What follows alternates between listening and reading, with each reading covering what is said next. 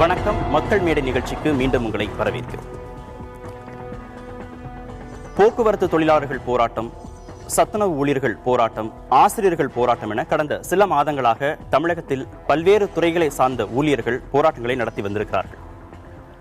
தேர்தல் நெருங்கி வரும் இந்த சமயத்தில் இதுபோன்ற போராட்டங்கள் தங்களுடைய கோரிக்கைகளை வலியுறுத்தும் உத்தியாக எடுத்துக் கொள்ளலாமா, அல்லது இந்த போராட்டங்களுக்கு பின்னால் அரசியல் தூண்டுதல் இருக்கிறதா? மக்கள் இந்த போராட்டங்களை எப்படி பார்க்கிறார்கள்? விவாதிக்கலாம். இந்த நிகழ்ச்சியில் கலந்து கொள்வதற்காக அண்ணா தொழிற்சங்கத்தை சேர்ந்த முன்னாள் மாநில செயலாளர் திரு சங்கரதாஸ், ஜாக்டா அமைப்பின் ஒருங்கிணைப்பாளர் திரு இளமாறன், தோமஸ் அமைப்பின் பொதுச் செயலாளர் திரு சண்முகம் ஆகியோர் சென்னை அரங்கத்திற்கு வந்திருக்கிறார்கள். இதேபோன்று திருச்சி, மதுரை, கோவை அரங்கத்தில் நேயர்கள் இணைந்திருக்கிறார்கள். திருச்சி அரங்கத்திலிருந்து திரு சரவணன் சுந்தரம், மதுரை அரங்கத்திலிருந்து திரு பழனிவேல் ராஜன் ராஜா, கோவை அரங்கத்திலிருந்து திரு ஜெகநாதன், திரு துரைராஜன் ஆகியோர் இணைந்திருக்கிறார்கள். தொடர்ந்து பேசலாம். திரு சங்கரதாஸ், எந்த போராட்டங்களையும் நீங்க கலந்துக்கிறது கிடையாது. அப்படியே போராட்டங்களுக்கு இல்ல பேச்சுவார்த்தைகளுக்கு போனா கூட அதை நீர்த்து போகிற மாதிரி செஞ்சிடறீங்க. எல்லா சமரசத்துக்கும் ஒத்துக்கிறீங்க அப்படிங்கிற ஒரு குற்றச்சாட்டு வைக்கப்படுகிறது. இதற்கு உங்களுடைய பதில் என்ன? ஆளுங்கட்சி சங்கம்னால உங்களை பிரச்சனைகளை தீர்க்க வேண்டிய கட்டாயத்தில் இருக்கிறோம். பிரச்சனைகளை தீர்க்க வேண்டிய பொறுப்பில் இருக்கிறவங்க போய் போராட முடியுமா? அப்ப தொழிலாளர் நலன் உங்களுக்கு முக்கியம் இல்ல? தொழிலாளருடைய பிரச்சனையை தீர்க்கக்கூடிய இடத்திலே நாம் இருந்து கொண்டு இருக்கிறோம். இல்ல, முதலையே தான் கோரிக்கைகள்லாம் முன் வச்சிடறாங்களே தொழிலாளர்கள், இதெல்லாம் எங்களுக்கு வேணும்னு முன் வச்சிடறாங்க. அப்ப அதுல நீங்க எப்படி சமரசத்தை ஏத்துப்பீங்க? இல்ல, கோரிக்கைகள் முன்வைப்பது வேறு, கோரிக்கையை முன்வைத்து அரசிடம் கவனத்தை ஈர்ப்பது வேறு. அதற்காக போய் சாலை மறியல் செய்ய, சட்டம் ஒழுங்கு பிரச்சனைக்கு போகிறது, இது போல பிரச்சனைகளில் போக முடியாது. சுப்ரீம் கோர்ட் ஒரு சேது சமுத்திர திட்டம் வரும்போது நீங்களே கவர்மெண்ட்டை நடத்திக்கிட்டு நீங்களே போய் பந்து நடத்தலாமா அப்படின்ற கேள்வி கேட்கறாங்க. அப்ப அந்த போராட்டத்துக்கு அர்த்தமே இல்லை. நீங்க பேச்சுவார்த்தைக்கு போக வேண்டியது இல்லை, அந்த போராட்டத்தில் கலந்து கொள்ள வேண்டியது இல்லை. பேச்சுவார்த்தையில் கலந்துக்குவோம். பேச்சுவார்த்தையில் அரசனுடைய கவனத்தை ஈர்க்கக்கூடிய கட்டாயம் எங்களுக்கு இருக்கிறது. அதெல்லாம் ஆளுங்கட்சி சங்கம் செய்யும். மற்ற சங்கங்களுக்கு அந்த பிரச்சனை கிடையாது. கேள்வி கேட்கல, கோரிக்கை வைப்பதோடு சரி. ஆளுங்கட்சி பொறுப்பிலே வருபவர்களுக்கு யாராக இருந்தாலும் மற்ற சங்கங்கள் தான் போராட்டத்தை தூண்டி வர்றாங்களா? போராட்டத்தை தூண்டுறாங்கன்னு சொல்லல, அவர்களை சில அரசியல்வாதிகள் கையில் எடுத்துக்கொள்வார்கள். அது வேறு பிரச்சனை. நான் இங்கே கூற வருவது, ஆளுங்கட்சி பொறுப்பிலே உள்ள சங்கம் பிரச்சனையை சால்வ் பண்ண உதவியாக இருக்க வேண்டிய சங்கம். அமைச்சர் இடத்திலேயோ முதலமைச்சர்கள் இடத்திலேயோ பேசி பிரச்சனையை சால்வ் பண்ணக்கூடிய இடத்துல இருக்கிற ஒரு பொறுப்புள்ள சங்கம். அந்த சங்கமே போய் ஒரு லாலெஸ் சட்டம் ஒழுங்கு பிரச்சனைக்கு போக முடியாது என்பதுதான் நான் உங்கள் கருத்தை வலியுறுத்துவேன். சரி, திரு சண்முகம், ஆளுங்கட்சி சார்பாக ஆதரவாக செயல்படுகிற சங்கங்கள் பிரச்சனையை தீர்க்கணும் அப்படிங்கிற அடிப்படையில் செயல்படுறாங்க. அப்ப எதிர்கட்சிகள் சார்பாக இருக்கக்கூடிய சங்கங்கள் இந்த பிரச்சனையை தீர்க்க கூடாது அப்படின்னு நினைக்கிறாங்களா?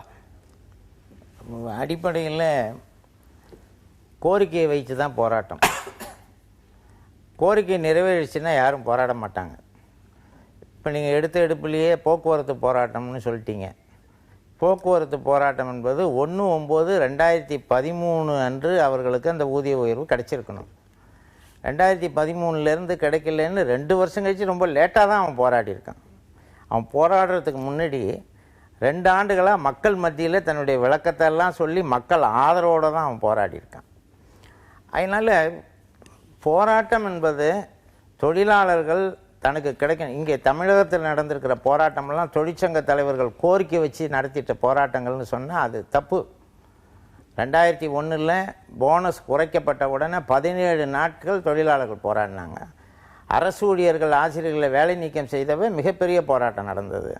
இது மாதிரி வரலாற்றுகளை எடுத்துக்கிட்டிங்கன்னா அவனுடைய உரிமையை பறிக்கும் பொழுது அவன் போராடுகின்றான். அப்பொழுது தொழிற்சங்க தலைவர்கள் அவர்களுக்கு வழி நடத்துகின்றார்கள். திரு சங்கதாஸ், கோரிக்கையை முன்வைக்கிற பொழுதே, கோரிக்கையில் தொடர்பாக ஏதாவது பிரச்சனைகள் எழும் பொழுதே கூப்பிட்டு பேசியிருந்தா அது போராட்ட அளவுக்கு போகாதானே? போராட்டம் அளவுக்கு போக விடுறது யார்? அரசு தானே.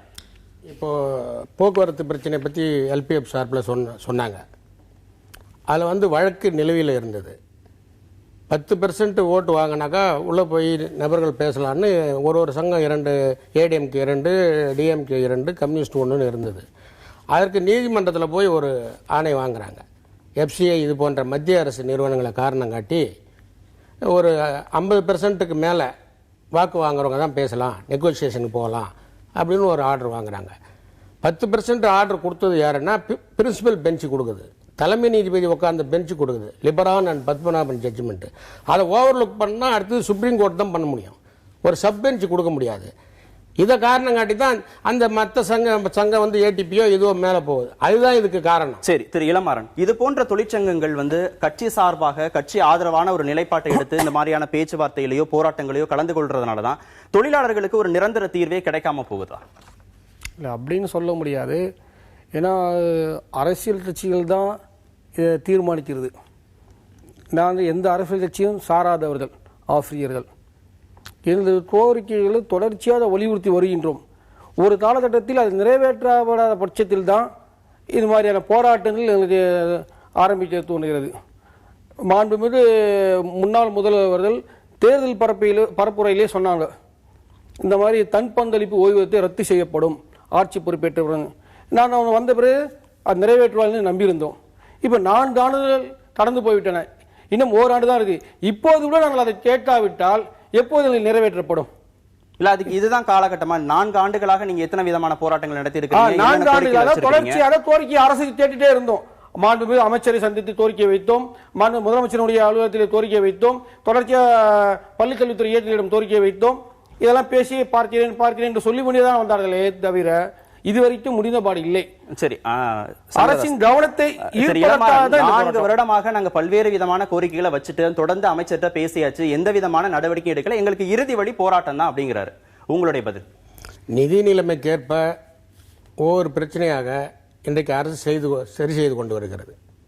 அதனுடைய அடிப்படையில் தான் இன்றைக்கு அவர் ஒரு கோரிக்கையை சொல்லியிருக்கிறாரு.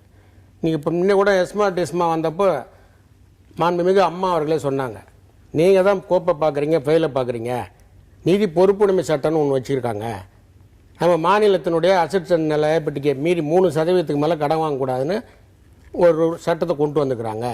ரிசர்வ் வங்கியும் கடன் கொடுக்கல, மத்திய அரசும் பண்டை குறைச்சிட்டு, இது ஒரு கசப்பு மருந்து, நிதி நிலைமை சரியானதும் செய்கிறோன்னா சொன்னாங்க. ஆனால் அதை விட்டு போராட்டம் நடத்தி அது அரசியல்வாதிகள் கையிலே போய் அன்றைக்கு பெரிய பிரச்சனை ஆச்சு, உங்களுக்கு தெரியும். சரி, அரசுடைய மிக பிரதானமான நிதி செலவு அப்படிங்கிறது அரசு ஊழியருடைய சம்பளமாக பார்க்கப்படுது. மக்கள் இந்த போராட்டங்களை எப்படி பார்க்கிறாங்க அப்படின்னு நம்ம பார்க்கலாம். திருச்சி சரவணன், உங்களுடைய கருத்து என்ன?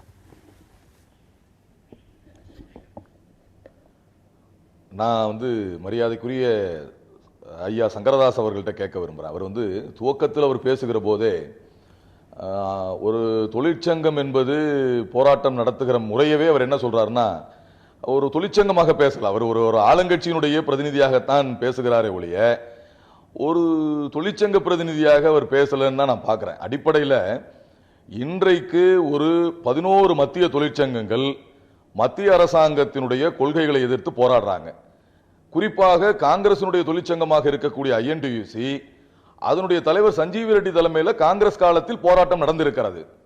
இப்போ போராட்டம் நடத்துகிற அந்த மத்திய தொழிற்சங்கங்களில் பிஜேபியினுடைய BMS பங்கு பெறுகிறது. அங்க இது அரசியலாக பார்க்கப்படல.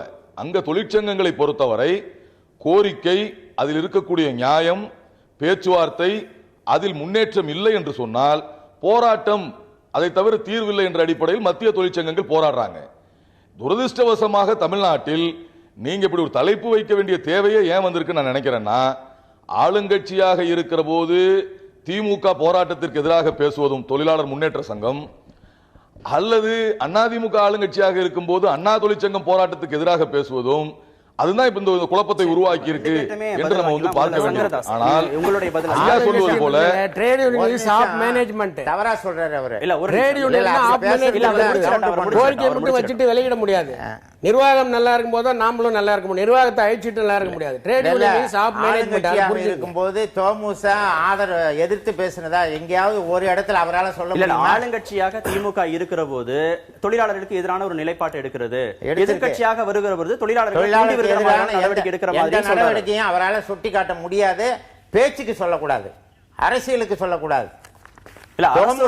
அரசுடைய நிதி நிலைமை மோசமாக இருக்கிறது. நீங்க தொழிற்சங்கவாதிகள் அப்படிங்கிற அடிப்படையில பேச்சுவார்த்தையில கலந்துக்கிறீங்க. ஒரு அரசு தன்னுடைய நிலைப்பாட்டை சொல்லுது, ஆனா எல்லா கோரிக்கைகளையும் ஏத்துக்கணும்னு எப்படி வலியுறுத்த முடியும்? எல்லா கோரிக்கைகளையும் ஏத்துக்கணும்னு எந்த தொழிற்சங்க தலைவர்களும் சொல்ல மாட்டாங்க. ஏற்கனவே ஆட்சி பொறுப்பில் இருக்கும் பொழுது, திமுக ஆட்சி பொறுப்பில் இருக்கும்போது தோமுசா திமுகவை வலியுறுத்தி பல போராட்டங்கள் நடத்தி பல செட்டில்மெண்ட்டை நாங்கள் போட்டிருக்கோம். ஆளுங்கட்சியாக இருக்கும்போது தோமுசா வந்து தொழிலாளிக்கு எதிர்ப்பாக சொல்கிற வார்த்தையை திரும்ப பெறணும் சொல்லிட்டேன். சரி சங்கரதாஸ், ஆளுங்கட்சியை சேர்ந்தவர்கள் அரசுக்கு எதிராக ஒரு நிலைப்பாட்டை எடுக்கக்கூடிய மற்ற எதிர்க்கட்சிகளை சேர்ந்த தொழிற்சங்கங்களை எப்படி பார்க்கறாங்க? எப்படி அந்த பிரச்சனையை எப்படி முடிக்கணும்னு நினைக்கிறாங்க? பிரச்சனை சுமூகமாக முடிக்கணும்னு தான் ஆளுங்கட்சியை சேர்ந்த சங்கம் நினைக்குது, ஆளுங்கட்சி நினைக்கும். பிரச்சனைகளை சுமூகமாக தீர்க்க வேண்டும் என்று தான் நினைப்பார்கள். அப்ப பிரச்சனை வளர விட வேண்டும் என்று நினைக்க மாட்டார். சரி, அப்ப தொழிலாளர்கள் நலன் அப்படிங்கிற விஷயத்துல நீங்க எதிரான ஒரு நிலைப்பாட்டை தான் எடுக்கிறீங்களா? ஏன்னா உங்களை நம்பி லட்சக்கணக்கான தொழிலாளர்கள் எதிரான நிலை ஒன்றும் எடுக்கலையே. இப்ப சத்துணவு கூட கூட்டு பேசுறாங்க, அரசு ஆணைகள்லாம் போடுறதுக்கு பரிசீலனை பண்ணிட்டு இருக்காங்க, பேச்சுவார்த்தை நடந்துகிட்டு இருக்குது. அதற்குள்ள போய் சட்டம் ஒழுங்கு பிரச்சனை ஆக்குவது யாரு? சரி, திரு இளமாறன், சத்துணவு ஊழியர்களுடைய போராட்டத்திற்கு அரசு ஊழியர்கள் அப்படிங்கிற அமைப்பில் சார்ந்து நீங்க ஆதரவு தெரிவிச்சீங்க. இத்தனை ஆண்டு காலமாக, கிட்டத்தட்ட 32 ஆண்டு காலமாக சத்துணவு ஊழியர்கள் போராடி வர்றாங்க. அவங்க கிட்ட பேசுற பொழுது 32 ஆண்டு காலமாக பல்வேறு கட்சிகள் ஆட்சியில் இருந்தால் கூட எங்களுடைய கோரிக்கைகளுக்கு எந்த விதமான செவியும் சாய்க்கவில்லை அப்படின்னு சொல்றாங்க. இத்தனை ஆண்டுகளாக ஏன் அரசு ஊழியர்கள் அப்படிங்கிற அடிப்படையில் அவர்களுக்கு நீங்க ஆதரவு தெரிவிக்கவே இல்லை?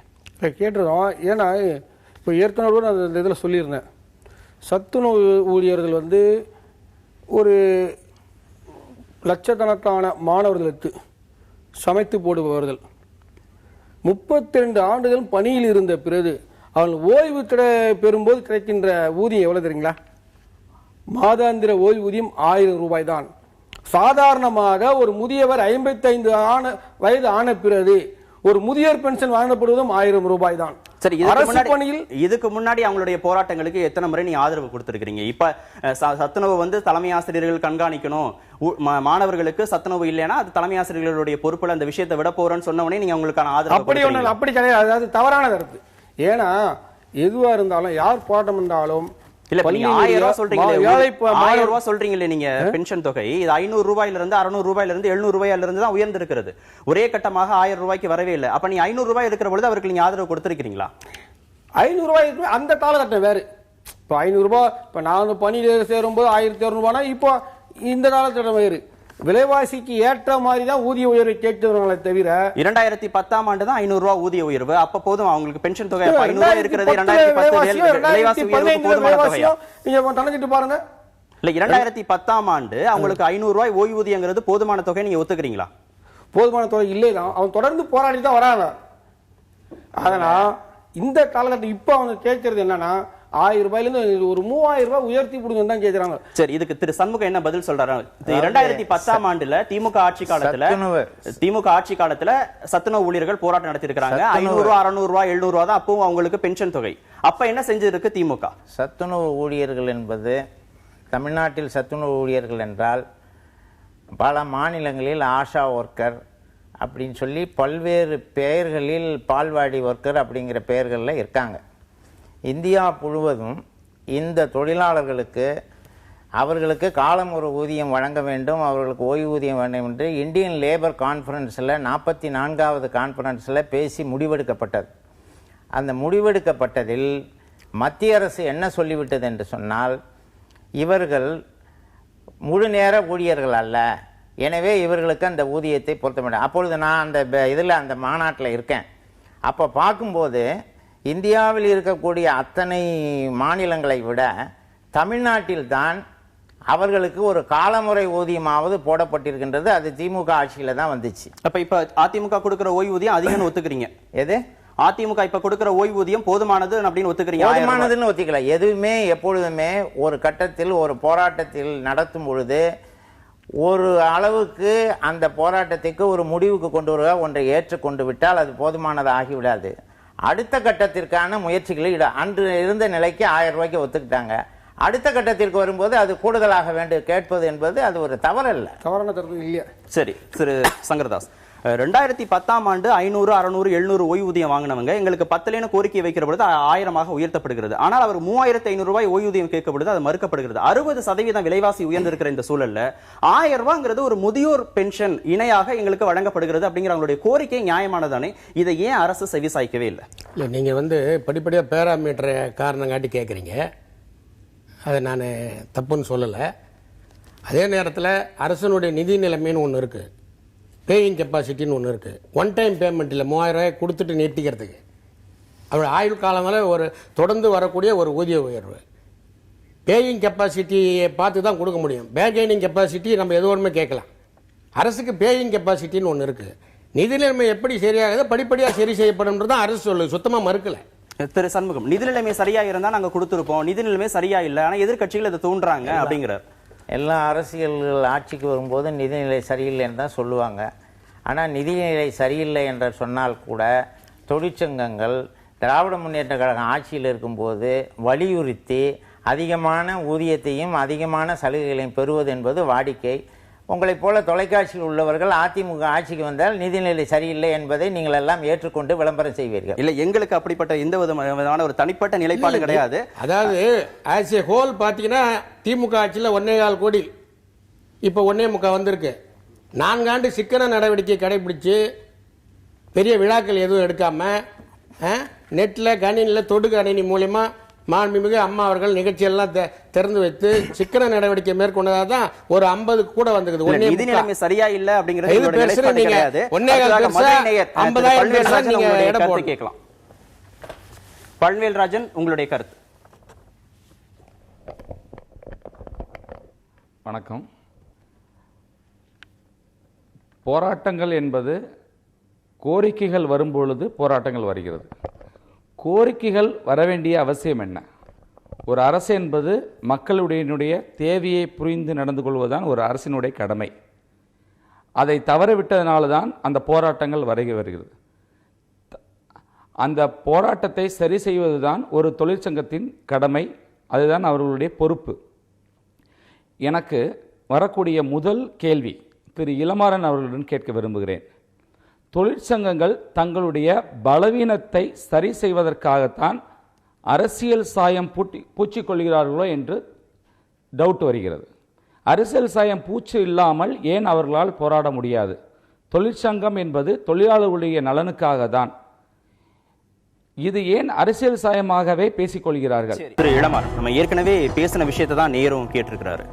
தொழிற்சங்கங்கள் அரசியல் சார்பு இல்லாம செயல்பட முடியாதா? நியாயமான கோரிக்கைகளுக்கு போராடினா பரவாயில்ல, ஆனா நியாயமே இல்லாத கோரிக்கைகளுக்கு, தேவையற்ற விஷயங்களுக்கு ஒரு தூண்டுதலின் அடிப்படையில் போராடணுமா அப்படின்னு கேட்டிருக்கிறாரு. உங்களுடைய பதில்? அவர் ஒரே கேள்வியிலே 2 விதமான கேள்வி கேட்டார். தொழிற்சங்கங்கள் வலிமை சேர்த்து கொள்வதற்காக போராட்டங்கள் நடக்கிறானா? அதுக்கு அவசியமே இல்லை. வலிமையான சங்கம் இதில் மாற்றுதற்கு இடமில்லை, அவசியமும் இல்லை. இன்னொன்று, அரசியல் தான் ஆட்சி, ஆட்சியாளர் தான் அரசியல். இப்போ நான் ஒரு சாதாரண ஒரு போராட்டம் நடத்துறேன்னு வச்சுங்க, எங்களுக்கு கோரிக்கை வெற்றி பெறுவதற்கு ஒரு இடத்துல உண்ணாவிரதம் இருக்கிறோம். அது யாருக்கு போய் சேர வேண்டும்? முதலமைச்சருடைய கவனத்தை ஈர்க்க வேண்டும். முதலமைச்சர் கவனத்தை நாங்கள் எவ்வளவு கூட்டம் சேர்த்து அதை காட்டி ஈர்த்தாலும் சட்டசபையில் இருந்து அந்த சட்டமன்ற உறுப்பினர்கள் கேட்கப்படுகிற கேள்விகளுக்கு உரிய பதில் கிடைக்கும் இல்லைங்களா? இப்போ கடந்த 12ஆம் தேதி ஜாட்டா சார்பில் 10,000க்கும் மேற்பட்ட ஆசிரியர்கள் பங்கு கொண்ட மாபெரும் உண்ணாவிரத போராட்டம் நடத்தினோம். அனைத்து கட்சி தலைவர்களும் பங்கேற்றார்கள். அதிமுக உள்ளிட்ட அனைத்து கட்சியும் நாங்கள் ஆதரவு கேட்டு இருந்தோம். ஏன்னா இவங்க அரசியல்வாதி கிடையாது. ஆனால் அரசியல் இருந்தால் மட்டும்தான் அந்த ஆட்சியாளர்கள் மத்தியில் அது எடுப்படும். போராட்டம் முக்கியம் அல்ல, உங்களுடைய கோரிக்கைகளை நிறைவேற்றிக் கொள்வதற்காக நீங்க போராட்டம் பண்றீங்க. அதற்காக மக்களை கஷ்டப்படுத்துறது எந்த விதத்துல சரி இல்ல. மக்களை கஷ்டம், அதுவும் நல்லா கவனிங்க, எந்த நேரத்தில் எந்த இடத்துல மக்களை கஷ்டப்படக்கூடாது, படிப்பு பாதிக்கப்படக்கூடாது என்பதற்காக தான். படிப்பு காலம் தேர்வு காலம் முடிந்த பிறகு இந்த போராட்டத்தை ஞாயிற்றுக்கிழமைகளில் தொடங்கி எப்படியாவது முதலமைச்சர் அவர்களுடைய கவனத்தை ஈர்த்து எங்களுக்கு கோரிக்கையை வெற்றி பெற வேண்டும் என்பதற்காக நோக்கமே தவிர போராட்டம் என்பது நோக்கம் அல்ல. கோரிக்கையை வெற்றி பெற்ற நாங்கள் போராட்டம் ஈடுபடுறோம். கூப்பிட்டு முதலமைச்சர் அழைத்து பேசி இதுக்கான தீர்வு கண்டுவிட்டால் எங்களுக்கு ஏன் போராட்டம் நடத்த போறோம்? போராட்டம் அவசியமே இல்லையே. திரு சண்முகம், இதுக்கு நீங்க பதில் சொல்லுங்க. ஊதிய உயர்வு சம்பந்தமா பேச்சுவார்த்தை நடைபெறுகிறது. 5.5% ஊதிய உயர்வு அறிவிக்கப்படுகிறது. மறுநாள் சித்திரை முதல் நாள் அன்னைக்கு போராட்டம் அறிவிக்கப்படுகிறது. பொதுமக்களுடைய நலன் சார்ந்து சிந்திக்கக்கூடிய தொழிற்சங்கங்கள் எப்படி மக்களுடைய நலன்ல அக்கறை இல்லாம போராட்டம் நடத்த முடியும்? 42% திராவிட முன்னேற்ற கழகத்தினுடைய ஆட்சியிலே வாங்கி கொடுத்தோம். வாங்கி கொடுக்கும்போது மிகப்பெரிய ஒப்பந்தம், அந்த ஒப்பந்தம் செய்யப்பட்டதனுடைய மறுநாள் காலையில் அந்த ஒப்பந்தமே கிழித்தெறிவோன்னு சொல்லி எல்லா தொழிற்சங்கங்களும் ஒரு நாள் வேலை நிறுத்தம் செஞ்சாங்க. 42% ஊதிய உயர்வு கிடைத்த போது கூட போராடினார்கள். அது அரசியல் சார்ந்ததா? 5.5% என்பது ஒரு கணக்கில் எடுத்துக்கொள்ள முடியாத ஒரு ஊதிய ஒப்பந்தத்தை தொழிலாளியை ஏற்றுக்கொண்டு அதுக்கு ஒரு எதிர்ப்பு தெரிவிக்கின்றது கூட, அது அன்றைக்கி ஒரு நாள் லீவு நாள் தான். அந்த லீவு நாளில் ஒரு நாள் செஞ்சது அது என்ன ஒரு தவறாது? சரி, இந்த மக்கள் எப்படி பார்க்கறாங்கன்னு பார்க்கலாம். அடுத்ததாக திருச்சி நேயர் உங்களுடைய கேள்வியை கேட்கலாம். சுந்தரம், உங்களுடைய கேள்வி கேட்கலாம். பட்டம் பார்த்து பயிர் செஞ்சா விட்டம் பார்த்து உட்காந்துருக்க வேணாம் ஐயா. பட்டம் பார்த்து பயிர் செஞ்சா விட்டம் பார்த்து உட்காந்துருக்க வேணாம் அப்படின்னு சொல்லுவாங்க. சரியான நேரத்தில் இவ்வளோ நாள் விட்டாச்சு, சரி இப்பயாவது நம்மளோட கோரிக்கைகளை கேட்போம் அப்படின்னு தொழிற்சங்கங்கள் கேட்குறது தப்பு இல்லை. ஆனால் அந்த தொழிற்சங்கங்கள் கேட்குற ஒரு கேள்விகள், இப்போ ஆளுங்கட்சி தொழிற்சங்கமாக இருந்துச்சு அப்படின்னு சொன்னால் அவங்களுக்கு எல்லாமே கிடைச்சிட்ட மாதிரி ஒரு மாயையை மற்ற தொழிற்சங்கங்கள் மேலே ஏற்படுத்துறதும், இவங்க நாளைக்கு எதிர்கட்சி ஆகும் பொழுது எதுவுமே கிடைக்கல அப்படின்னு சொல்கிறதும் முதல் தவறு ஒன்று. இன்னொன்று, ஐயா நிதி நிலைமையை பற்றி சொன்னார். ஒரே ஒரு தனியார் பேருந்து வச்சிருக்கிறவர் 2 நடத்துனர்களை வச்சு அந்த ஒரே ஒரு வழித்தடத்தில் அடுத்த 1 மாதம் அல்லது 2 மாதத்தில் ஒரு புதிய பேருந்து வாங்கி விடுறார். தமிழ்நாட்டில் அரசு பேருந்துகள் எவ்வளவோ இயங்குது. எத்தனை பேருந்துகள் அந்த மாதிரி புதிதாக வாங்குறாங்க? அந்த பேருந்துகளோட நிலைமை என்ன? ஒன்று, அதை சரியான விதத்தில் இயக்குறாங்களா? அவர் டிரைவரு தொலைதூர பயணத்தில் பார்த்தீங்கன்னா அவரே வந்து நடத்துனராகவும் சீட்டு போட்டுக்கிட்டு போகிறாங்க. இதனால அவர் எவ்வளோ மன உளைச்சல் இருக்கும்? அதை யாரும் எந்த தொழிற்சங்கமும் எடுத்து கூறுதா? சரி, நம்ம கேட்கலாம். ஊதிய உயர்வு உங்களுடைய கோரிக்கை நிறைவேறணும் அப்படின்னு நீங்க போராட்டம் செய்யறதுல தப்பு இல்ல. ஆனா மக்கள் சேவைகள்ல நீங்க பாக்குற தொழில்ல எந்த அளவுக்கு நேர்மையாக அந்த தொழில் சார்ந்த வளர்ச்சியோட சிந்தனையோடு நீங்க செயல்படுறீங்க அப்படின்னு கேட்கிறாரு. அதாவது இப்போ அவர் ஒரு குற்றச்சாட்டு சொன்னார். மத்திய அரசு எப்போதெல்லாம் டீசல் பெட்ரோல் விலை ஏறுதோ அப்போல்லாம் கழகங்களுக்கு இழப்பு வருது. இபிகேஎம் இருக்குது, earning per kilometre, cost per kilometre. 1 கிலோமீட்டருக்கு பேருந்து இயக்கணும்னா 51 ரூபாய்க்கு டீசல் வாங்கி 4 ரூபா 5 காசு நஷ்டம் வருது. இன்றைக்கி நஷ்டம் வருது. ஏன்னா இது வந்து பப்ளிக் யூட்டிலிட்டி சர்வீஸ். தனியார் பேர் வந்து நஷ்டம் பண்ணலாம், நாளைக்கு நிறுத்திக்குவாங்க. இப்போ கிராமத்துக்கு வண்டி ஓட்டுறோம்னா அன்எக்கனாமிக் இல்லை. நீங்கள் அந்த பேருந்துகளை பராமரிக்கிறது இருக்கட்டும், அந்த பேருந்துகளை நீங்கள் எப்படி உங்களுடைய பேருந்துகளை நினைச்சு நீங்கள் பராமரிக்கிறீங்களா? மக்களுக்கும் உங்களுக்குமான இடைவெளி நீங்கள் எப்படி இருக்கிறீங்க? ஒவ்வொரு மக்களையும் அரசு ஊழியர்கள் எப்படி நடத்துறாங்க? ஏன் மக்களுக்கு அரசு ஊழியர்கள் மீது இவ்வளவு வெறுப்பு? 1000 மக்கள் தொகை உள்ள ஒரு கிராமங்களுக்கும் பேருந்து வசதி செய்து கொடுப்பது தான் அரசனுடைய கொள்கை. இன்றைக்கு இந்தியாவிலே வந்து அதிக அரசாங்க பேருந்து ஓடுறது தமிழ்நாட்டில் தான். 22,000 வண்டி ஓடுது. தனியார் வண்டி 5,000 தான் ஓடுது. மற்ற மாநிலங்கள்லாம் பாருங்க, தனியார் வண்டி நிறைய போகும், 10,000 15,000. அரசு பேருந்து கம்மியா போகும். கேளுங்க கேளுங்க கேளுங்க சுந்தரம் ஐயா. ராஜா பேசுறேன் மதுரையில இருந்து. ஐயா ஐயா, என்னோட கேள்வி என்னன்னா, இன்னைக்கு தனியார் பேருந்துகள் எவ்வளவு ஓடுது, ஆனால் தனியார் பேருந்துகளில் கட்டணமும் குறைவு, வசதிகளும் அதிகம், விரைவாகவும் போறாங்க. அதே மாதிரி அரசு பேருந்துகள் பாத்தீங்கன்னா கட்டணம் அதிகம், வசதிகள் குறைவாக இருக்கிறது. சொல்லணும். இன்னும் சொல்ல போனா எனக்கு கொஞ்சம் வாய்ப்பு கொடுங்க. இன்னும் சொல்ல போனால் இல்ல, இன்னும் சொல்ல போனால் தனியார் பேருந்துகள் விரைவா சென்றுகிறாங்க. தினமும் விபத்துகள் அப்படி என்று பார்த்தால் அரசு பேருந்துகள் தான் விபத்துக்கு அதிகமாக உள்ளாகிறாங்க. இன்னைக்கு போராட்டங்களை எடுத்து பார்த்தா போக்குவரத்து ஊழியர்களுடைய பிரச்சனைகள் ரெகுலரா நாங்க வந்து தினசரி செய்தித்தாள்களையும் மீடியாக்களையும் நாங்க கேட்டுக்கிட்டு தான் இருக்கோம். சரி, அவருடைய கேள்விக்கு நீங்க பதில் சொல்லுங்க. மக்களுக்கு தேவையான அடிப்படை வசதிகளை செய்து கொடுக்காம உங்களுடைய கோரிக்கைகளை மட்டுமே முன் வச்சு போராட்டங்களில் ஈடுபடுறது எந்த அளவுக்கு சரி? மக்களுடைய பப்ளிக் யூட்டிலிட்டி சர்வீஸ் தானே இது. மக்களுக்காக தான் வண்டியை ஓட்டுறோம். நஷ்டமா இருந்தா கூட ஓட்டிட்டு இருக்கிறோம். தனியார் ஓட்டுவாங்களா? இல்ல, அவர் அவர் கேட்ட எந்த கேள்விக்கு நீங்க பதில் சொல்லுங்க. போக்குவரத்து கழகத்தினுடைய பேருந்துகள் என்பது மக்களுடைய சேவைக்காக உள்ளது. அது லாப நோக்கோடு செயல்படக்கூடியது அல்ல. தனியார் பேருந்துகள் என்பது அவர்கள் அந்த போக்குவரத்தில் போடுகின்ற முதலை திரும்ப லாபத்தை பெறுவதற்காக செய்வது முதல்ல. அதனால் அவங்க ஒரு வண்டி இருக்குன்னா அதை லாப நோக்கோட ஒரே வண்டியை பார்க்குறவங்க. இது ஆயிரக்கணக்கான வண்டி. தனியார் பேருந்துகள் தானே கட்டணம் குறைவாக இருக்குது.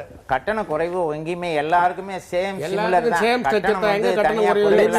நீங்க கட்டணத்தை தாண்டி சேவை அப்படிங்கிற அடிப்படையில் முன்னுரிமை கொடுக்கறாங்க இல்லையா? நிறைய சேவைங்கிற அடிப்படையில் நீங்க பாத்தீங்கன்னா போக்குவரத்து கழகத்தினுடைய சேவைக்கு ஈக்குவலா வேற தனியார் பேருந்து நீங்க இப்போ கோயம்பேடுக்கு போனீங்கன்னா இப்போ உங்களுக்கு இந்த ஆம்னி பஸ் இருக்கு. ஆம்னி பஸ்ஸை என்ன அலங்காரம் பண்ணி நீங்கள் நிறுத்தி வச்சாலும் இங்கே அரசு விரைவு பேருந்தில் வந்து டிக்கெட்டு இல்லைன்னு சொன்னால் தான் இந்த பேசஞ்சர் அங்கே போய் ஏறுவான். இதுக்கு காரணம் என்னன்னா, இந்த மக்களுக்கு வந்து இந்த போக்குவரத்து கழகத்தின் மேலே இருக்கக்கூடியது ஒன்றும் வேண்டாம். ஒரு 2 நாள் வேலை நிறுத்தம் நடந்தது. அந்த வேலை நிறுத்தத்தில் உங்களுடைய தொலைக்காட்சி தான். போக்குவரத்து கழகம் செயல்படாத காரணத்தினால் நாங்கள் மற்ற சாதனங்களை பயன்படுத்தும் போது அதிகமான கட்டணத்தை கொடுக்க வேண்டியிருக்குன்னு நீங்களே தொலைக்காட்சியில் சொன்னீங்க. போக்குவரத்து கழகம் இன்றியமை 2. 1 டவுன் பஸ் இயக்குறோம். டவுன் பஸ் இயக்கும் பொழுது அதனுடைய வரவு மக்களுக்கு சேவை செய்வதற்காக மிக குறைந்த கட்டணத்தில் அதை இயக்கி வருகின்றோம். அப்படி இயக்கும் போது தனியாருடைய டவுன் பஸ் இருக்கு பாருங்க, அது வந்து வயபிளா இருக்கக்கூடிய ஏரியாவில் மட்டும்தான் அவங்க பர்மிட் வாங்கியிருந்தாலும் அந்த ஏரியாவில் தான் ஓட்டுவாங்க. ஆனால் அரசு போக்குவரத்து கழகம் என்பது மக்கள் சேவைக்காக ஆள் இருந்தாலும் இல்லாட்டினாலும் அது போய் தான் ஆகணும். அடுத்தபடியாக இந்த போக்குவரத்து கழகங்கள் தனியார் நிறுவனங்களோட உக்தி திரு ராஜா, சேவை மனப்பான்மையோடு அரசு திரு ராஜா ஒரே நிமிஷம் சேவை மனப்பான்மையோடு ஒப்பிட்டு பேசுறாங்க. சேவை மனப்பான்மையோடு அரசு நிறுவனங்கள் செயல்படுகின்றன. தனியார் பேருந்துகள் இயக்க முடியாத இடங்களுக்கெல்லாம் அரசு பேருந்துகள் இயக்கப்படுகின்றன. அதனால இதையும் அதையும் ஒப்பிட்டு பார்க்க கூடாது அப்படின்னு திரு சண்முகம் சொல்றார். அது எனக்கு முழுக்க புரியாது. அது அரசோட கடமை சார், அதை வந்து நம்ம தவிர்க்க முடியாது. அரசு தனியார் நிறுவனங்கள் எதுவுமே தன்னுடைய ஒரு முன்னேற்றத்தை தான் பார்ப்பாங்களே ஒழிய தனியார் நிறுவனங்கள் வந்து மக்களுக்கு சிறிதளவு தான் சேவை செய்ய முடியும். சேவையை வந்து இப்ப மக்களுக்கு சேவை நிறுவனம் அவங்க சேவை செய்ய மாட்டாங்க. நீங்க கடமையை செய்யறீங்க அப்படிங்கிறதுக்காண்டி நீங்க அதை ஒழுங்கா செய்ய மாட்டீங்கன்னு சொல்ல முடியாது. அதுக்கான உரிமை உங்களுக்கு இல்லையா? நீங்க கடமையை செஞ்சாலும் அதை ஒழுங்கா தானே செய்யணும். ஒழுங்கா தான் செய்யறோம். ஆமா, அதுதான் கேக்குறாரு. சேவை குறைபாடு பத்தி தான் அவர் பேசுறாரு. திரு இளமாறன், ஆசிரியர்களுக்கு இவ்வளவு பிரச்சனைகள் இருக்கு. ஏ சர்வீஸ் வெளியே வரும்னா ஏ சர்வீஸ் வெளியே வருது டிப்போல இருந்து. ஒரே நிமிஷம். திரு இளமாறன், ஆசிரியர்களுக்கு இவ்வளவு பிரச்சனை இருக்குன்னு சொல்லி நீங்க பல்வேறு கோரிக்கைகளை முன் வச்சு போராட்டம் பண்றீங்க. இன்னும் பல கிராமங்கள்ல தேர்ச்சி சதவீதம் 56% மேல போகவே இல்லை. ஆசிரியர்கள் மீது நடவடிக்கை எடுத்தா போராட்டம், எந்த விதமான நடவடிக்கை எடுக்க முடியாது. அப்ப உங்களுடைய சேவைகள் எல்லாம் நீங்க செய்யாம, மாணவர்கள் நலன் சார்ந்து சிந்திக்காம உங்களுடைய கோரிக்கைகளை மட்டுமே தொடர்ந்து முன்வைக்கிறது அப்படிங்கிறது எந்த விதத்துல சார்? கேட்கிற கேள்வியே தவறுங்க. ஆசிரியர்கள் வந்து இன்னைக்கு வந்து சாதாரண ஒரு தேர்ச்சி வீதம் எடுத்துங்க. இன்னைக்கு 82% அரசு பள்ளியில் தொடர்ந்துருக்குன்னா கிட்டத்தட்ட அரசு பள்ளிகள் 57,000 பள்ளியில் இருக்கு. இல்ல 56% தேர்ச்சி சதவீதமே இல்லைங்கிறீங்களா? சொல்லிடுறேன். அதுவும் இந்த 10ஆம் வகுப்பு 12ஆம் வகுப்பு தேர்வு நடத்துகிற ஆசிரியர்கள் காலையில் 6 மணிலிருந்து இரவு 8 மணி வரைக்கும் தொடர்ச்சியான தன்னுடைய பங்களிப்பை செலுத்திட்டு இருக்காங்க. எத்தனை ஆசிரியர்கள்? எத்தனை ஆசிரியர்கள் இருந்த தொடக்க உயர்நிலை மேல்நிலை பள்ளியில பணிபுரிந்த ஆசிரியர்கள் மட்டும் உயர்நிலை பள்ளியில 1,40,000 ஆசிரியர்கள் பணிபுரிகிறாங்க. மேல்நிலை பள்ளியில 1,00,000 ஆசிரியர்கள் பணிபுரிகிறாங்க. 2,40,000 ஆசிரியர்கள் இந்த பணியில் ஈடுபட்டிருக்காங்க. மற்றும் தொடக்க பள்ளியில ஒரு 1,20,000 ஆசிரியர்கள் பணிபுரிகிறாங்க. நடுநிலை பள்ளியில எண்ணிக்கை அளவில் நமக்கு தேவை. சொல்லிடுறேன். இளமாறன் அவர்கள் கூறுவது எல்லா ஆசிரியர்களுமே காலையில் 6 இருந்து நைட் 8 மணிக்கு செய்யறாங்களா? அது வந்து 10ஆம் வகுப்பு 12ஆம் வகுப்பு எடுக்கின்ற ஆசிரியர்கள், தொடக்க பள்ளி ஆசிரியர்கள் காலையில் ஆசிரியர்கள் தானே பொறுப்பு. 10ஆம் வகுப்பு 12ஆம் வகுப்பாக இருந்தாலும் சொல்லுங்க, 12ஆம் வகுப்பாக இருந்தாலும் இந்த ஒரு நிகழ்ச்சி நடைபெறாது. அரசு ஆசிரியர்கள் காலை 6 மணியிலிருந்து 8 மணி வரைக்கும் தங்களுடைய பங்களிப்பை மாணவர்களுக்காக கொடுக்கிறார்கள் என்பது முற்றிலும் தவறான கருத்து. நீங்க பாத்துருக்கீங்களா? உதாரணம் எந்த பள்ளியில காலையில 6 மணில இருந்து இரவு 8 மணிக்கும் தொடர்ச்சியாக 100% வெற்றி. ஒரு நிமிஷம், நீங்க பதில் சொல்றதுக்கு முன்னாடி கோவை நேயத்தை நம்ம கேட்டலாம். திரு கோவை நேயர் ஜெகநாதன், உங்களுடைய கருத்தை நீங்க சொல்லுங்க சார். நம்ம வந்து முதல்ல இருக்கிற பாயிண்ட் ஒன்று சொல்லிடுறேன். அதாவது வில்லேஜ்களுக்கெல்லாம் பஸ் விடுறாங்கறது, அந்த சேவை பண்றாங்கறது ஒண்ணுக்கு பின்னாடி இவ்வளவு பெரிய பூசணிக்காயை ஒழிக்க முடியாது. இல்ல ஜெகநாதன், டீசல் விலை ஏறினா ஜெகநாதன் நீங்க ஆசிரியர்கள் பத்தி பேச வந்தீங்க, அது சம்பந்தமான விஷயத்தை மட்டும் பதிவு பண்ணுங்க. அதற்கான விளக்கத்தை திரு இளமாறன்ட்ட கேட்டுறலாம். அதை மட்டும் சொல்றேன் சார். ஆசிரியர்களை பொறுத்தளவுல ஆசிரியர்களோட பணி மகத்தான பணி, ரொம்ப முக்கியமான பணி. ஒரு சமுதாயத்துல வந்து என்னை பொறுத்தளவுல ஆசிரியர்களுக்கு என்ன சம்பளம் அதிகம் கொடுக்கறத விட மரியாதையும் அதிகம் கொடுக்கணுங்கிறத ஏற்றுக்கிறேன். ஆனால் வெறுமனே சம்பளம் வேணும் இது வேணும்னு கேட்கிறவங்க இந்த கல்வி தரத்தை நாங்க எப்படி உயர்த்தி மக்களுக்கு நல்லது செய்ய போறோங்கிற அந்த விஷயத்தை இது கூடயே அவங்க சொன்னாங்கன்னா பொதுமக்களுக்கு நல்லா போய் சேரும். ஒரு தொழிற்சங்க அமைப்பா வந்து போராடுறாங்க. சரி, நிச்சயமாக 2 பேருக்குமே இளமாறன் பதில் சொல்லுங்க. என்னுடைய கோரிக்கையில தமிழ் வழி கல்வி, சமச்சீர் கல்வி, பொதுப்பள்ளிகள், அருகமை பள்ளிகள், குழந்தைநிலைய பள்ளிகள் தமிழ்நாட்டுக்கு தனி கல்விக் கொள்கை வேண்டும் சொல்றோம். நீங்க இருக்கிற திட்டங்களை நீங்க அதை பத்தி பேச வேண்டியதில்லை. நீங்க தேர்ச்சி விகிதத்தையும் அதனுடைய தரத்தை பத்தியும் பேசுங்க. மாணவருடைய தரமும் தேர்ச்சி விகிதமும் எப்படி இருக்கு அதை பற்றி தான் அவங்க கேள்வி கேட்டாங்க. நானும் கேள்வி கேட்டேன். அதற்கான பதில் மட்டும் சொல்லுங்க. மாணவருடைய தரம் இதில் எந்த விதத்திலும் குறைபாடே கிடையாது. தனியார் பள்ளிகளையும் மீறி இன்றைய அரசு பள்ளியுடைய வளர்ச்சி மிக பிரம்மாண்டமான வளர்ச்சி. இதுல தமிழ்நாடு அரசாங்கம் வாழ்ந்த 14 வகையான சலுகைகள் உட்பட இன்றைக்கு சரி, நீங்க சொல்ற மாதிரியே தனியார் பள்ளிகளை தாண்டி அரசு பள்ளிகள் நின்னா எதற்காக மக்கள் தனியார் பள்ளிகளை தாண்டி போகணும்? எதற்காக அதை நோக்கி போகணும்? அதுதான் நான் என்னைக்கே சொன்னேன். தனியார் பள்ளியில் மொத்தம் 10,000 தானே, அதுல 5,000 பள்ளி தான் அங்கீகரிக்கப்பட்ட பள்ளிகள். உண்மையில தெரியாம பேசுறாங்க. தமிழ்நாட்டில் அரசு பள்ளியில் 56,000 பள்ளிகள் இயங்கி கொண்டிருக்கின்றன. தனியார் பள்ளியில் மொத்தமே 10,000 தான். அதுல 5,000 பள்ளிகள் தான் அங்கீகரிக்கிற பள்ளிகள். 5,000 பள்ளிகள் சின்ன முட்டு சந்தை. நீங்க இன்னும் நேர்கள் கேட்ட கேள்விக்கு நான் கேட்ட கேள்விக்குமே நீங்க என்ன பதில் சொல்லவே இல்லை. ஒட்டுமொத்தமாக தேர்ச்சி சதவீதம் 56%, பாதிக்கு பாதியாக குறைந்திருக்கிறது. இதற்கான 6 ஆண்டுகளாக தேர்ச்சி உயர்ந்துள்ளது. எந்த அளவுக்கு சொல்லுங்க பாக்கலாம். யாரு சரியான புள்ளிவர் யாருன்னு தெரியல. பள்ளிகள்ல 100% தேர்ச்சி வருதுங்க.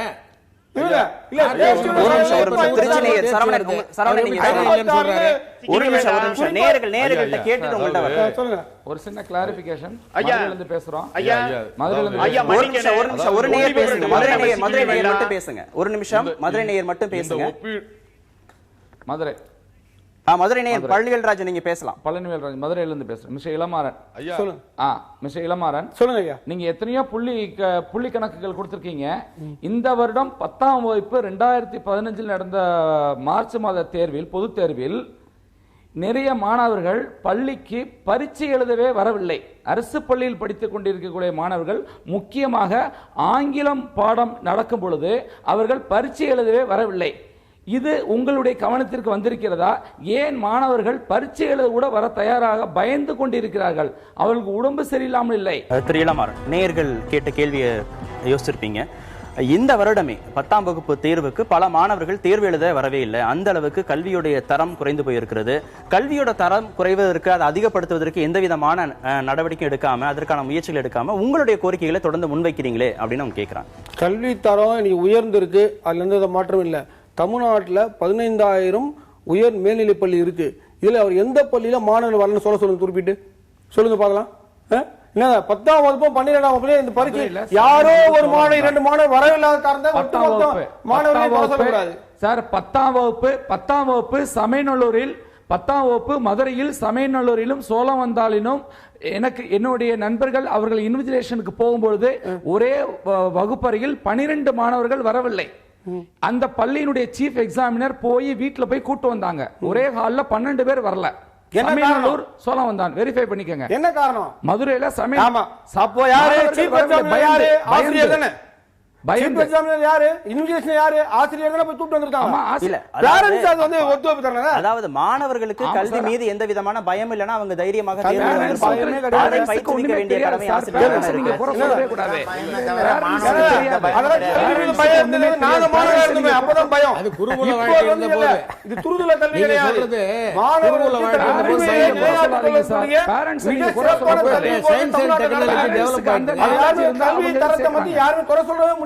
திருச்சி நேயர் சரவணன், உங்களுடைய கருத்தை சொல்லுங்க. ஐயா நியாயம் இந்த விவாதம் ஒரு நியாயமே இல்லாம போயிட்டு இருக்கு. என்னன்னா, நீங்க அரசுடைய பேருந்து பளபளப்பா இல்ல, அரசு பள்ளிகளில் தேர்ச்சி விகிதம் குறையுதுன்னு சொன்னா, இதெல்லாம் அரசை பற்றி அரசினுடைய பிரச்சனையாக பார்க்காம ஏதோ வாத்தியாருடைய பிரச்சனையாக, டிரைவரோட பிரச்சனையாக பார்க்கிறது என்ன நியாயமே தெரியல. இன்னைக்கு மேல்நிலை பள்ளி, உயர்நிலை பள்ளிகளில் பெண்கள் படிக்கக்கூடிய பள்ளிகளில் கழிவறை இல்லாத ஏராளமான பள்ளிக்கூடங்கள் தமிழ்நாட்டில் இருக்கு. அரசு பள்ளியினுடைய நிலைமைங்கிறத தயவு செஞ்சு புரிஞ்சுக்கணும். எங்களுக்கு இல்லையா கல்வின்னு ஒரு ஆவணப்படம் இருக்கு, தயவு செய்து பார்க்கணும். நீங்க பள்ளிகளில் தரமான விஷயங்களை உருவாக்காமல், கட்டடங்களை உருவாக்காமல், கழிப்பிடங்களை உருவாக்காமல் ஓர் ஆசிரியர் பள்ளிங்கிறது தமிழ்நாட்டில் இன்னைக்கு இருக்கு. இதையெல்லாம் செய்யாத அரசை விட்டுட்டு பாவம் ஆசிரியர்களையும் பாவம் ஓட்டுநர்களையும் குறை சொல்லுவது என்பது பெரிய எஸ்கேபிசம். இது சரி திரு சரவணன், இவ்வளவு விஷயங்கள் இருக்கு, இவ்வளவு விஷயங்கள் எங்களுடைய பள்ளியில இல்ல திரு சரவணன், இவ்வளவு விஷயங்கள் எங்களுடைய பள்ளியில இல்ல, மாணவர்கள் கஷ்டப்படுறாங்க அப்படிங்கிற கோரிக்கைகளை முன்வைச்சு எந்த ஆசிரியர்களாவது இதுவரைக்கும் போராட்டம் பண்ணி இருக்கிறாங்களா? அது சம்பந்தமான விழிப்புணர்வை மக்கள்கிட்ட ஏற்படுத்தி இருக்கிறாங்களா? தகவலை அரசிட்ட கொண்டு போயிருக்கிறாங்களா? இல்ல, கண்டிப்பாக இது செய்யணும், இதையும் செய்யணும், இதையும் சேர்த்து செய்ய வேண்டும் என்பதுதான் என்னுடைய குரல். நீங்க செய்யவே இல்ல, தங்களுடைய வாழ்வாதாரத்துக்காக செய்யவே இல்ல, அதான் அடிப்படை உரிமைகளுக்காக போராடுறது மட்டும் எப்படி? ஒவ்வொரு ஆண்டும் மாண்புமிகு அம்மா அவர்கள் இல்ல ஒரு நிமிஷம் ஒவ்வொரு ஆண்டும் மாண்புமிகு அம்மா அவர்கள் ஐஏஎஸ் நேர் பேசுறேன் ஒரு நிமிஷம். சொல்லுங்க சரவணன் நீங்க பேசலாம். ஐயா, நீங்க என்ன அடிப்படையான பிரச்சனைனா, அரசு பள்ளிகளில் யார் போய் இன்னைக்கு சேர்க்கிறான்னா middle class, upper middle class தனியார் நோக்கி போயாச்சு. அதே மாதிரி 95% மார்க் வாங்குற பையன் தனியார் பள்ளிக்கு போயிட்டான். ஏழை குடும்பங்களும் அல்லது கல்வி அறிவில் ரொம்ப பின்தங்கி இருக்கிற மாணவன் தான் இன்னைக்கு அரசு பள்ளியை நோக்கி செல்லுகிற ஒரு ஏற்பாடு என்பது இருக்கிறது. அப்ப இயல்பாகவே தேர்ச்சி விகிதம் தனியாரை விட சற்று குறைவாக இருக்கும். இதை ஒப்பிட்டுட்டு அரசு பள்ளிகளில் வாத்தியார்கள் மீது குறை சொல்வது என்பது எந்த நியாயமும் இல்லை. தனியார் பள்ளி மொத்தம் 5000 பள்ளிகள் தான், 55,000 பள்ளிகள் இருக்கு, 5000 பள்ளிகள் இருக்கு.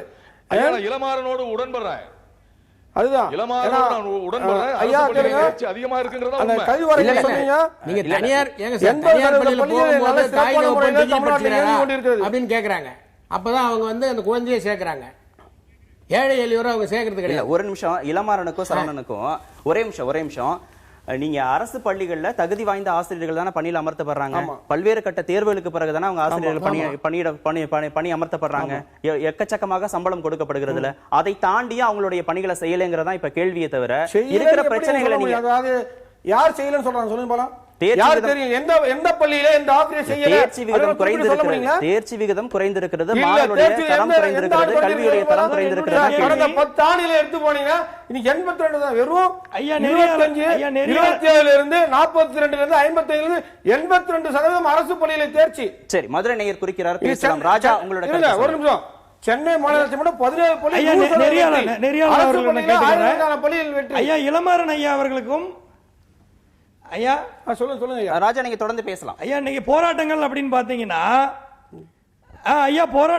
பாத்தீங்கன்னா இன்னைக்கு முல்லை பெரியாறு மீத்தேன் வாயு ப்ராஜெக்ட் இதெல்லாம் எதிர்த்து மக்கள் போராடினாங்க. இப்ப முல்லை பெரியார் போராட்டம் அப்படின்னு பார்க்கும்போது அங்க பல மக்கள் பல நாட்கள் ஆயிரக்கணக்கான மக்கள் நடு ரோட்ல உட்காந்து போராடினாங்க. அவங்க நிதி நிலைமையை பத்தி அவங்க யோசிக்கல, அவங்க வாழ்வாதாரத்துக்காக போராடுறாங்க. இன்னைக்கு ஆசிரியர் பள்ளிகள் எடுத்துக்கிட்டோம்னா முதுகலை ஆசிரியர்கள் எல்லா ஆசிரியர்களும் எடுத்துக்கிறோம். அரசு பள்ளி ஆசிரியர்கள் எத்தனை முறை பள்ளியில் கட்டட வசதி இல்லை, காலி பணியிடங்கள் அதிகமாக இருக்கிறது, அதை நிரப்ப கோரி ரொம்ப அடையாள உண்ணாவிரதம் இருந்திருப்பார்கள், அடையாள போராட்டம் நடத்தி இருப்பார்கள். எத்தனை தடவை அதை வலியுறுத்தி ரொம்ப ஸ்ட்ராங்கா போராடி இருக்காங்க. இல்ல ஐயா இன்னைக்கு பெரும்பாலான விபத்துகள் தெரிய வரல. சரி ராஜா, நம்ம அவருடைய துறை அரசு கோரிக்கை வைக்கப்பட்டு இன்றைக்கு நீங்க எத்தனை பள்ளி சொல்றீங்க? தமிழ்நாட்டில் கிட்டத்தட்ட 75% பள்ளியில் கட்டிட வசதியோடு கணித ஆய்வகம், ஆங்கில ஆய்வகம், அறிவியல் ஆய்வகம் என உருப்படியாக மிக சிறப்பான முறையில் கணினி ஆய்வகத்தோடு செயல்பட்டு வருகிறது. இன்னும் இந்த 15,000 உயர்நிலை மேல்நிலை பள்ளியை உள்ள போய் பார்த்தீங்கன்னா தெரியும் இன்னைக்கு வளர்ச்சி எப்படி இருக்கு. அதனால கட்டிட வசதி ஒண்ணு இல்லைங்க. நான் கூட ஒரு குக்கிராமத்தில் இந்த சென்னையில ஒதுக்குப்புறமா இருந்த ஒரு பள்ளி, கொடுங்கோயில ஒரு பள்ளி சாதாரணமா மாட்டு தோட்டா மாதிரி இருந்து ஒரு 10-15 ஆண்டுகளுக்கு முன்பு. இன்னைக்கு பார்த்தனா பிரம்மாண்டமான வளர்ச்சி. சரி, அப்ப இவ்வளவு வசதிகள் இருக்கிறது, இவ்வளவு நீங்க சொன்ன மாதிரி ஆய்வகங்கள் இருக்கிறது, ஆசிரியர்களும் இருக்கிறாங்க. அதன் பிறகு உங்களுடைய தரம் குறைந்திருக்கிறது, தேர்ச்சி குறைந்திருக்கிறது. கேள்வி தரம் குறைய இல்லனா 82% தரம் குறைவு என்பது அடிப்படை வசதிக்கு நீங்க போராடுறீங்க. ஆசிரியர் பள்ளி ஓர் மாணவன் பள்ளி. சரி, அது சொல்றேன். ஓர் ஆசிரியர் பள்ளி என்பது என்ன தெரியுங்களா? ஒரு கிராமத்துல தரம் குறைஞ்சது.